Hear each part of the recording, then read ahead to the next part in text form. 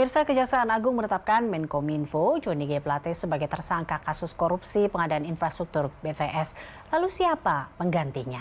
Kita akan berbincang bersama dengan Adi Prayitno, Direktur Eksekutif Parameter Politik Indonesia. Terima kasih Mas Adi telah bergabung bersama kami dalam Berita Satu Sore.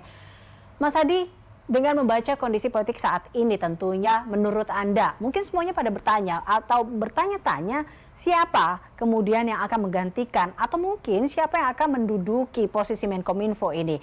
Apakah masih akan diduduki oleh Partai Nasdem atau seperti apa? Mungkin malah diberikan ke yang lain. Saya kira kemungkinannya cuma ada dua. Pertama, dalam kondisi normal tentu saja posisi Menkominfo akan kembali diberikan kepada kader terbaik Nasdem ya. Tentu Presiden akan berkomunikasi dengan Nasdem, berkomunikasi dengan Surya Paloh.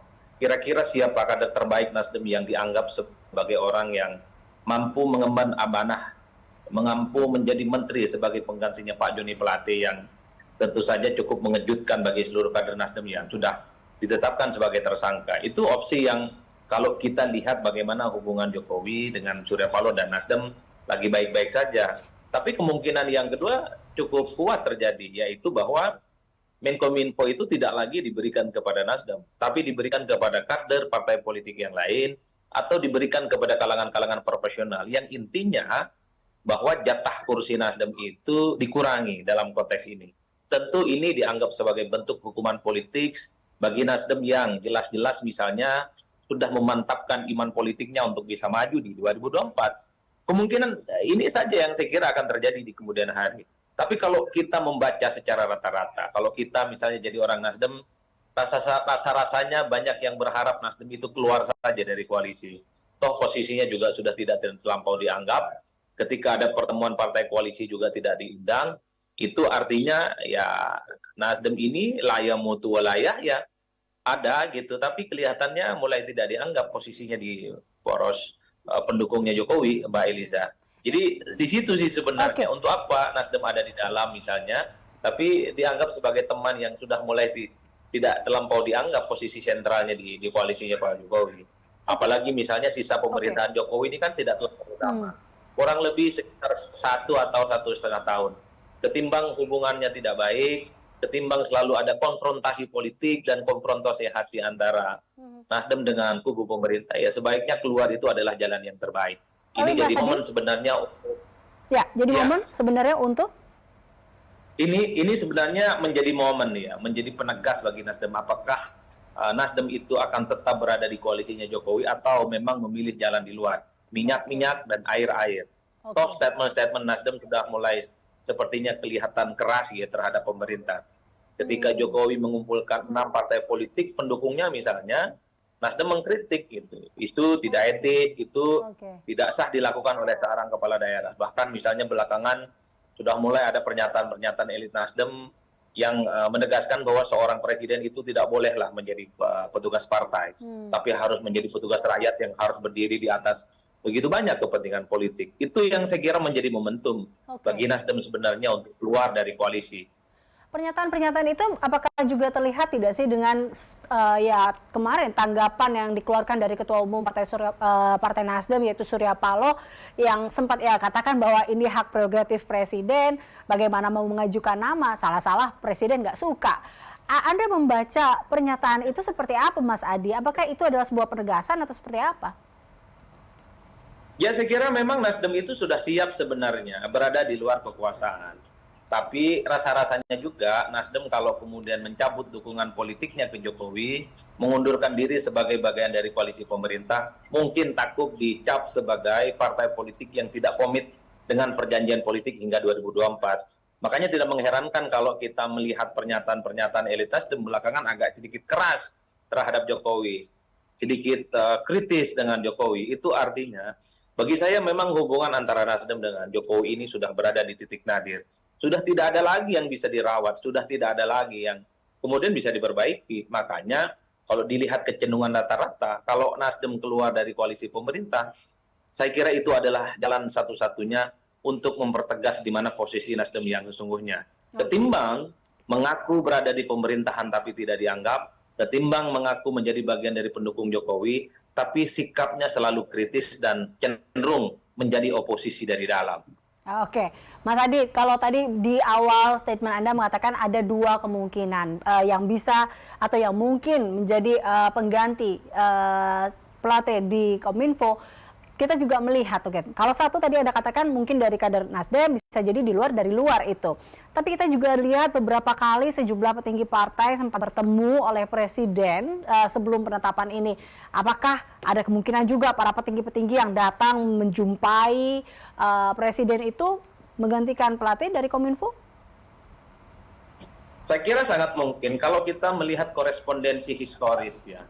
Dalam riwayat-riwayat yang terkait dengan reshuffle kabinet yang dilakukan oleh Jokowi selama ini, biasanya mereka yang hilir mudik datang ke istana adalah mereka yang sangat mungkin untuk menjadi pembantu Jokowi.